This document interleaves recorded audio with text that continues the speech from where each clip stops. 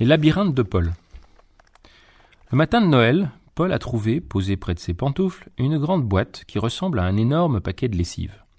Dans la boîte, il a trouvé de petites briques en bois. « Chouette, dit-il, je vais pouvoir construire une tour ou un labyrinthe. » Et il s'enferme dans sa chambre. Quand vient l'heure du déjeuner, on appelle Paul pour qu'il vienne à table. « J'ai pas faim, répond Paul à travers la porte fermée. Comme c'est le jour de Noël, et que ce jour-là, tous les enfants ont envie de rester dans leur chambre pour jouer avec leurs jouets, on laisse Paul tranquille. À l'heure du goûter, on appelle Paul pour qu'il vienne boire un chocolat. « J'ai pas faim, répond Paul à travers la porte fermée. Comme Paul pose toujours des questions embarrassantes et raconte toujours des histoires abracadabrantes aux adultes, et comme les parents de Paul reçoivent des amis ce jour-là, il décide de ne pas insister. Le soir, on frappe à la porte et on appelle Paul pour qu'il vienne dîner. « J'ai pas faim, répond Paul à travers la porte fermée. « Viens dîner, insiste son père. En soupirant, Paul sort de sa chambre. Sur la porte, il colle un papier qui porte les mots « Défense d'entrée ». Et quand il a fini de dîner, son père lui dit d'aller se brosser les dents, se mettre en pyjama et se coucher.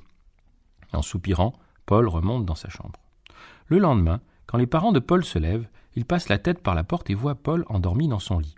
Au milieu de la chambre se dresse une tour, 2 tours, 3 tours, tout un château fait avec des briques de bois. Le château est si grand qu'il occupe toute la chambre. Ébahis, les parents de Paul entrent dans la chambre sans bruit et s'approchent du château. Et voilà que le château grandit, à moins que ce ne soient les parents de Paul qui rapetissent, et voilà qu'autour d'eux se dresse une forêt qui entoure les grandes murailles du château. Et voilà que devant eux, le pont-levis du château s'abaisse.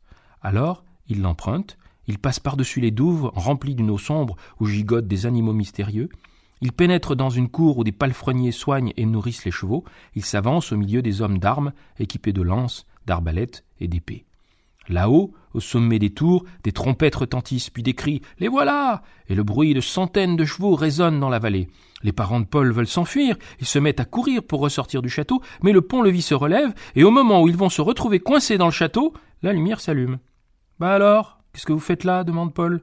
Le père et la mère de Paul sont confus. « On visitait, dit le père. « On regardait, dit la mère. « Tu as construit un beau château, dit le père. « Un très très grand château, dit la mère.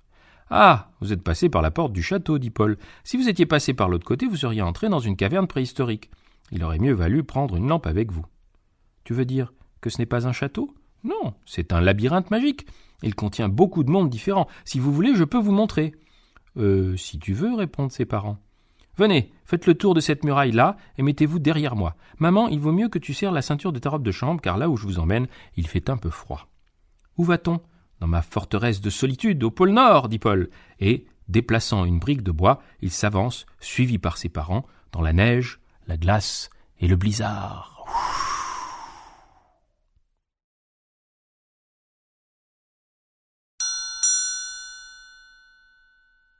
La caméra de Mélanie. Mélanie adore le cinéma. Elle aime tous les films d'aventure, les films d'amour, les westerns, les comédies musicales, les dessins animés, les films de science-fiction, les histoires d'amour. Elle passe son temps à regarder des films à la télévision et à en louer au vidéoclub de son quartier. Elle aimerait bien depuis toujours aller seule au cinéma. Justement, à Tourment, la grande ville où elle vit et grandit, Mélanie a la chance de vivre dans la rue des Ursulines, à 2 pas du cinéma Le Royal. C'est le cinéma des étudiants. Les jeunes gens y vont l'après-midi et le soir y voir des films qu'on ne voit pas ailleurs, des films chinois et finlandais, des films d'Afrique du Sud et des films de Hong Kong, des films palestiniens et des films israéliens. Mélanie aimerait pouvoir aller voir des films au Royal, mais on lui dit qu'elle est trop jeune. Le Royal est fréquenté par des jeunes gens plus vieux qu'elle et par des adultes.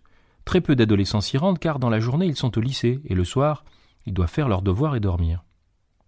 Mélanie essaye de convaincre sa mère de la laisser aller au cinéma le dimanche après-midi, mais sa mère, qui a envie de lui donner une bonne éducation, juge plus utile de l'emmener au théâtre voir des pièces de Molière et de Racine, ou des films comme La femme du boulanger ou Le docteur Givago que Mélanie trouve mortellement ennuyeux. Mais les adolescents grandissent et prennent de l'assurance. Mélanie, qui a été une petite fille sage et obéissante... Nous espérons que vous avez apprécié cet aperçu. Pour continuer à écouter ce livre audio sur Google Play Livres, utilisez le lien dans la description de la vidéo.